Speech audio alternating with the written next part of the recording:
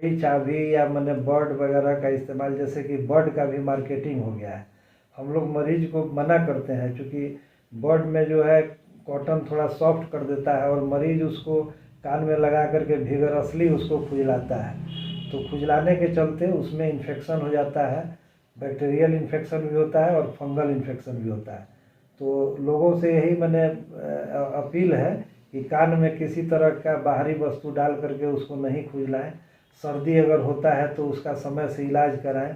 और अगर जैसे कि आदमी चश्मा लगाने में एक तरह से मैंने शर्मिंदगी महसूस नहीं करता है, लेकिन हियरिंग एड का इस्तेमाल करने में मरीज़ थोड़ा अपने आप को ऑकवर्ड या शर्मिंदगी महसूस करता है। तो ये चीज़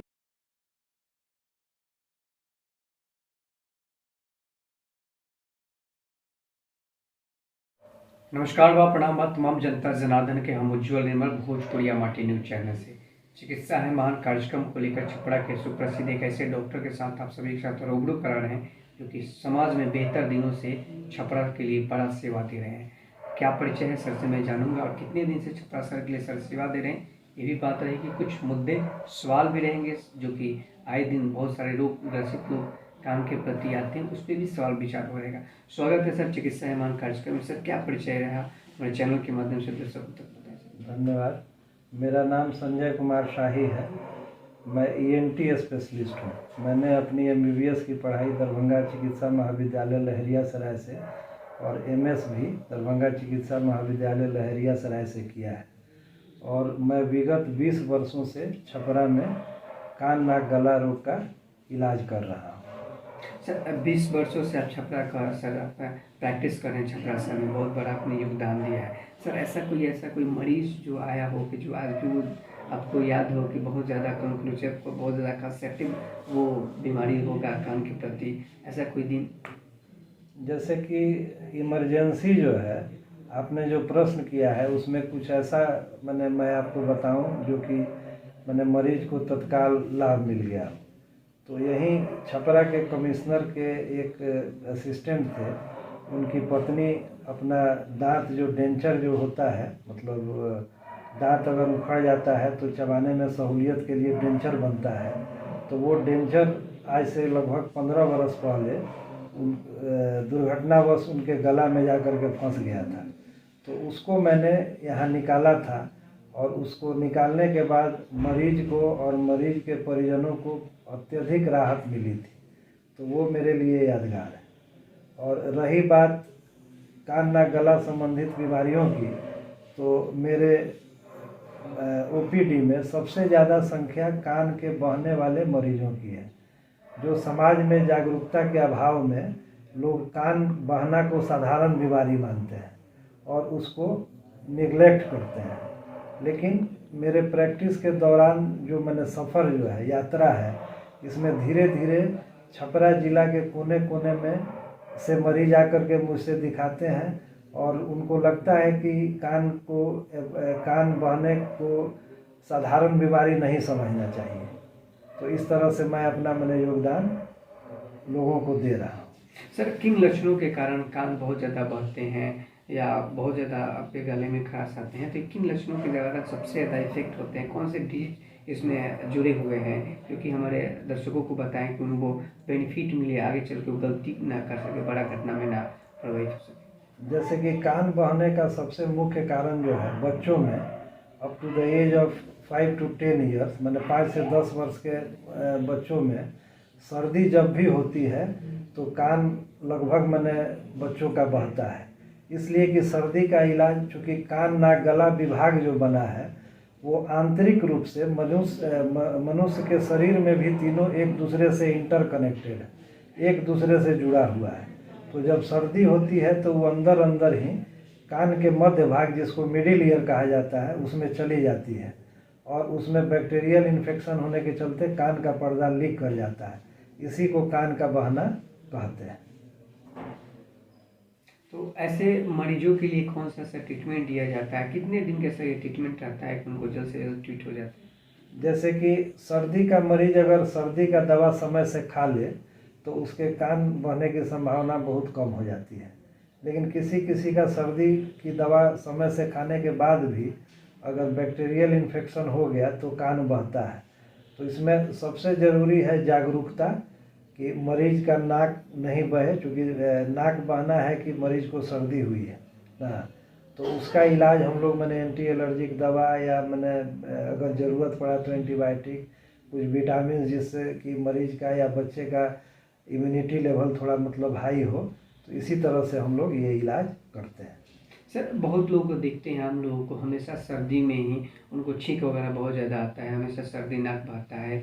तो ये कौन सा डिजीज सबसे ज़्यादा इफेक्ट करता है? इसके लिए बहुत सारे घरेलू जो घरेलू आपका उपयोगी जो चीज़ें होते हैं उसको नुस्खे को लोग प्रयोग करते हैं, उसके लिए सर क्या हानिकारक होता है उन लोगों नहीं, को? आपका जो प्रश्न जो है इसको मैंने बीमारी के हिसाब से एलर्जिक राइनाइटिस कहा जाता है।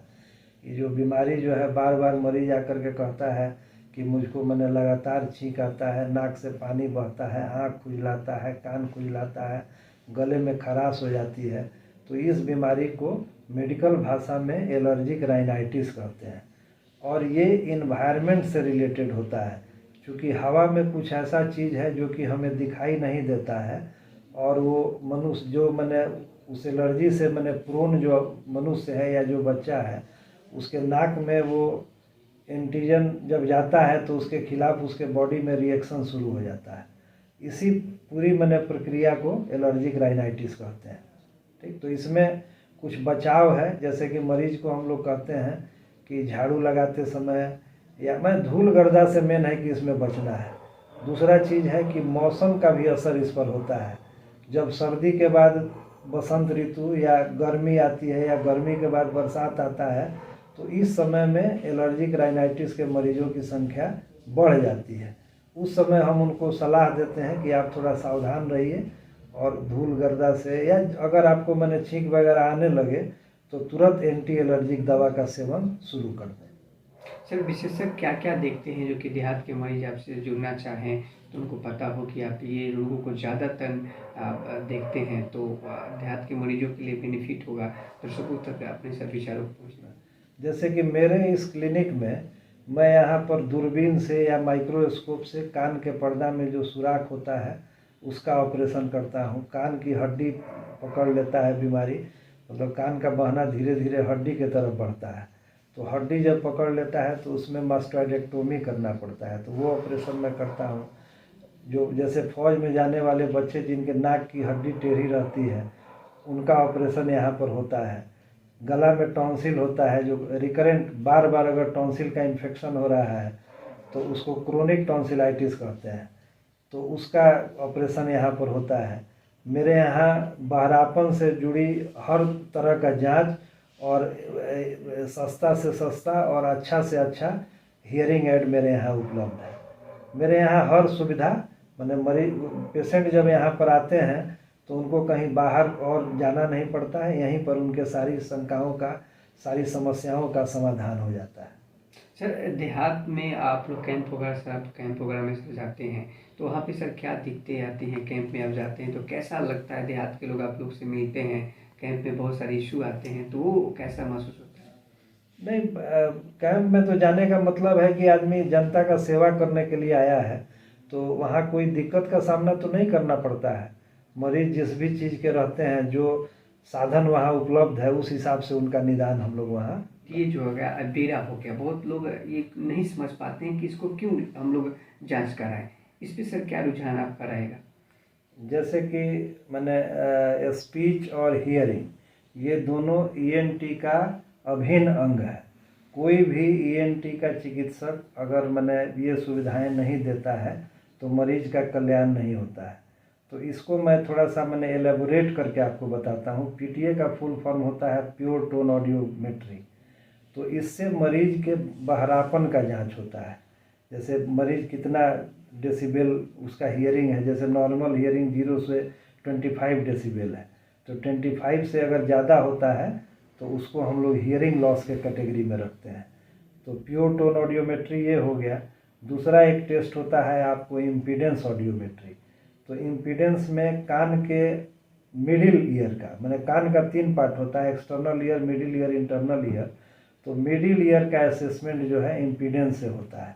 जैसे मिडिल ईयर में अगर आपको फ्लूइड है या अंदर में एक यूस्टेचियन ट्यूब ब्लॉकेज होता है वो है, तो ये सब चीज़ इम्पीडेंस ऑडियोग्राम से पता चल जाता है।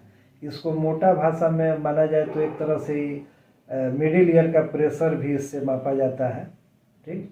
और छोटे बच्चों के लिए, जैसे कि बहुत सारे बच्चे जो हैं जिनका स्पीच डेवलपमेंट समय से नहीं होता है, तो उनके गले में यानी कि वोकल कॉर्ड में, लैरिंग्स में कोई खराबी नहीं होती है। खराबी एक्चुअली में वो चूँकि सुनते नहीं हैं, तो नहीं सुनने के कारण उनका स्पीच डेवलपमेंट नहीं हो पाता है। तो उस तरह के बच्चों के जांच के लिए हम लोग ऑटो एकॉस्टिक एमिशन OAE से बच्चा को मतलब छोटे से छोटे नवजात बच्चों का भी मतलब हियरिंग स्टेटस का पता चलता है। ये सुविधा भी यहाँ उपलब्ध है। उसके बाद एक इस मैंने छोटे बच्चों के लिए ही बेरा होता है, वो टेस्ट भी में यहाँ होता है। और इन सब टेस्ट के बाद अगर मान लीजिए कि कुछ बच्चे हकलाते हैं, तुतलाते हैं या ऑटिज्म के बच्चे हैं, तो उनका भी मतलब स्पीच थेरेपी मेरे यहाँ होता है। सर, कितने बच्चे आपके यहाँ से ऐसे मरीज जो आपसे मिले हैं कि जो आज के डेट में बेहतर स्वास्थ्य के प्रति सुधार हो चुका है? अब तो मतलब इसका काउंटिंग नहीं रखे हैं, लेकिन हर सप्ताह मेरे यहाँ कम से कम 10 बच्चों का स्पीच थेरेपी होता है। और महीना में 2 बार मेरे यहाँ इम्पीडेंस और OAE और बेरा के लिए कैंप, छोटा मोटा कैंप ही लगता है, जिसमें कि 10 से 12 बच्चों का, 15 बच्चों का टेस्ट, मैंने महीना में लगभग 30-35-40 मरीज का बेरा और OAE होता है, जिसमें से कुछ बच्चों का मतलब आता है कि ये जन्म से ही मैंने नहीं सुनते हैं, तो उनको हम लोग बताते हैं हियरिंग एड लगाने के लिए। और उसके बाद कॉक्लियर इम्प्लांट के लिए, कॉक्लियर इम्प्लांट भी होता है उसमें, ठीक। विशेष सर, स्वास्थ्य के प्रति क्या अपील रहेगा छपरा शहर के लिए, जो विशेष तौर पे जो आए दिन है कान के प्रति बहुत ज़्यादा लोग खिलवाड़ कर देते हैं, कहीं खोदने लगते हैं, उसके लिए क्या अपील रहेगा? तो उसमें है कि कान में अगर खुजली हो तो उसमें लकड़ी, चाबी या मैंने बर्ड वगैरह का इस्तेमाल, जैसे कि बर्ड का भी मार्केटिंग हो गया है। हम लोग मरीज को मना करते हैं, क्योंकि बर्ड में जो है कॉटन थोड़ा सॉफ्ट कर देता है और मरीज उसको कान में लगा करके vigorously उसको खुजलाता है, तो खुजलाने के चलते उसमें इन्फेक्शन हो जाता है। बैक्टीरियल इन्फेक्शन भी होता है और फंगल इन्फेक्शन भी होता है। तो लोगों से यही मैंने अपील है कि कान में किसी तरह का बाहरी वस्तु डाल करके उसको नहीं खुजलाएं। सर्दी अगर होता है तो उसका समय से इलाज कराएं।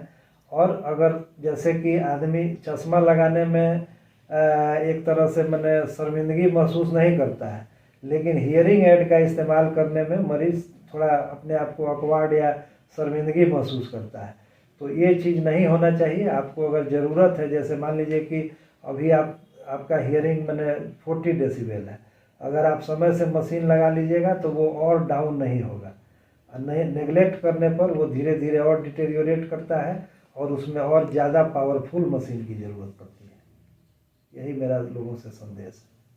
बहुत बहुत धन्यवाद सर। डॉक्टर संजय कुमार साही जी से बातचीत हो रही थी, तमाम मुद्दे पे सर से बातचीत हुआ, कैसे सुझाव दिए, और जो कि यूथ को भी इस बड़ा सजेशन सर ने दिया कि जो कान में बहुत सारा लोग अपनी चाबी और अन्य जो मार्केट में जो मिल रहे पदार्थ हो उसको कान में खुजलाते हैं, तो इससे सतर्कता बरतना होगा, क्योंकि आपको एयरफोर्स में भी तमाम गवर्नमेंट में आप लोग को जाना होगा। सर के माध्यम से बहुत सारा यहाँ पे जांच भी कराए जाते हैं, जो कि आए दिन लोगों को छपरा शहर में बहुत कम मौजूद है, लेकिन छपरा शहर के लिए बेहतर जांच की जो सुविधा यहाँ पे सर के द्वारा बताया जा रहा है, बेहतर किया जा रहा है। तो आप सभी सम्मानित जनता जनार्दन से निवेदन होगा कि अपने बेहतर स्वास्थ्य के लिए छपरा शहर में अच्छे डॉक्टरों से दिखाएं, ताकि किसी प्रकार की कोई दिक्कत ना हो। और चिकित्सा है महान कार्यक्रम को लेकर हर डॉक्टरों से हम लोग मिल रहे हैं कि आपके छपरा शहर में कौन डॉक्टर आपके लिए बेहतर है और आपके शहर में कौन डॉक्टर कहाँ पे बैठते हैं, ये भी आपको जानना जरूरी है। तो हर एपिसोड को हमारे साथ बने रहें।